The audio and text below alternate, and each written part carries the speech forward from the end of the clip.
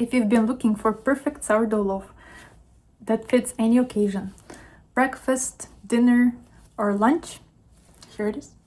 Today we're gonna bake this beautiful sourdough bread. We'll build this loaf with the Levain, mix everything by hand, and use auto-lease and slap and fold techniques to get structure without the mixer. I will also explain why this formula uses small amount of yeast and what it does to our crumb. So let's start from building the Levain. 2 evenings before you want to bake, we will build the Levain and let it ferment for about 12 to 16 hours at around 70-75 Fahrenheit. In a medium bowl, add 50 grams of starter, 75 grams of water, and 75 grams of flour. Mix everything well and leave on the counter to ferment. The next day our Levain is airy and ready. We'll mix the Levain, the flour, water, and yeast first and let it rest for a full hour. In a large bowl, add 350 grams of water, pinch of yeast, all your ripe Levain and flour. Mix everything together with your hands or spoon. We need to mix this until there is no dry flour left. The dough will look shaggy and sticky, and that's perfect.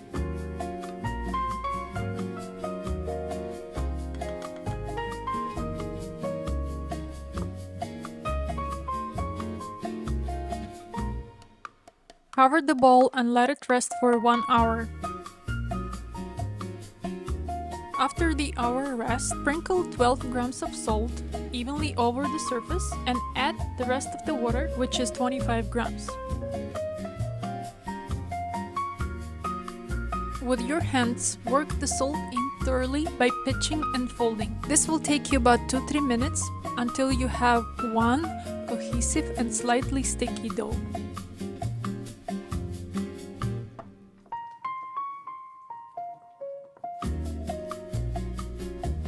Now we're ready to move to the table for slap and fold straightening.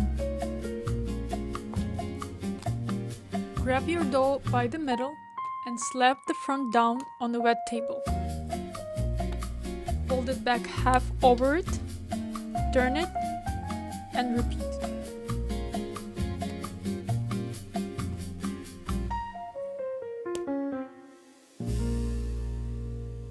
Do this for 5 to 8 minutes until it stops sticking everywhere and feels stretchy.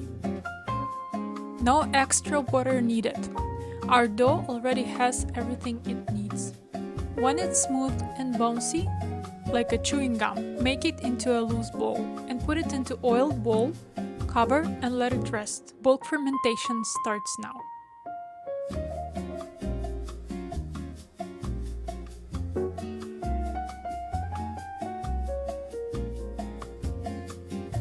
Let the dough ferment for about 2.5 hours at room temperature.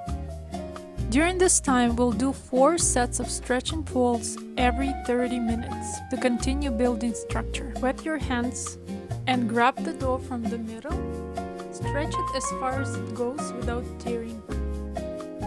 Fold it over to the opposite side and do it again. It gets stronger and smoother each time. After the 4th fold, let your dough rest for about 30 minutes, and then we're gonna start dividing and shaping.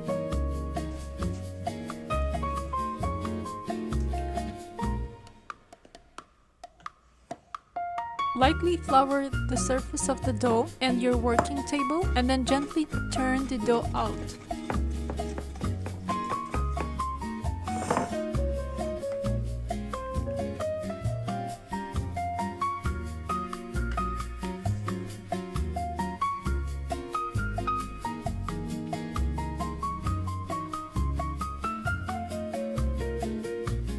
Shape your dough into loose round, using just enough flour so it doesn't stick. But don't use much flour because you're trapping raw flour inside the dough. Once you're done with pre-shape, let your round rest for about 20 minutes, covered with a towel or use a bowl like I do here. During this time, the gluten relaxes and this will let us stretch the dough and shape it into nice form.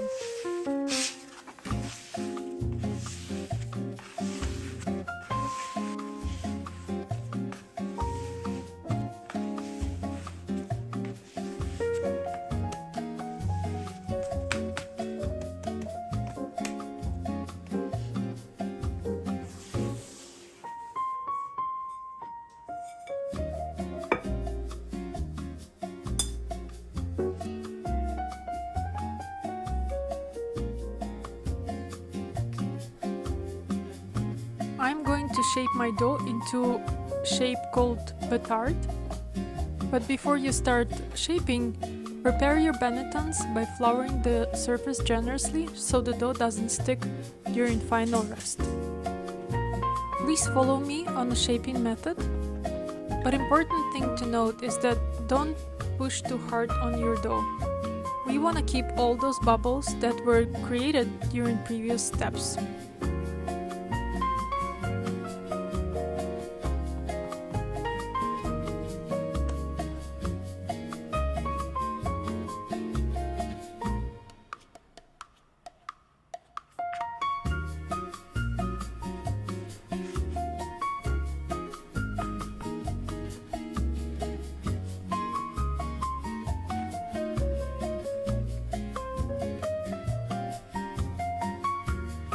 Now move your dough into a banneton, seam side up, cover it and let it rest in the fridge for the next day.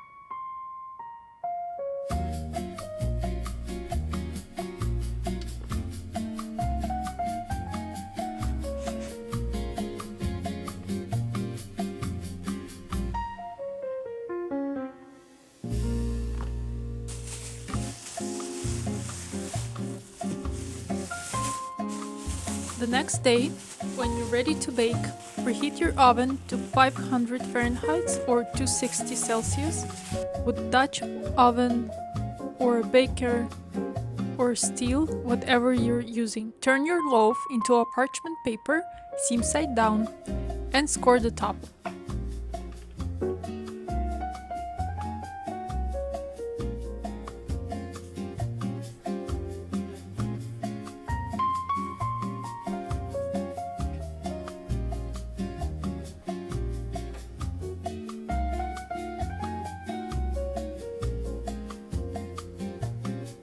Carefully move your dough into a Dutch oven or a baker, cover it with the lid, and place it back into the oven.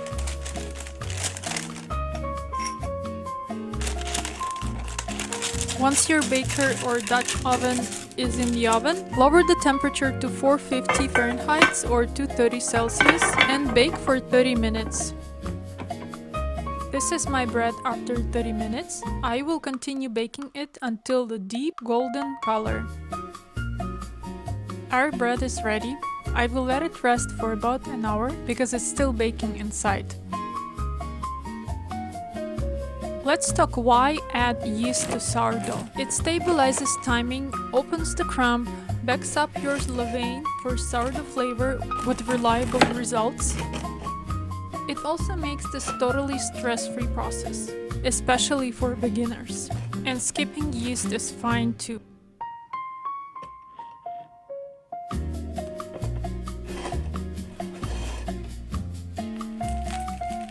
This is the kind of crumb that works for everything. Not too tight, not too wild, just soft, even and easy to slice. If you tried this version with the hand mixing and slap and folds, let me know in the comments how it went for you.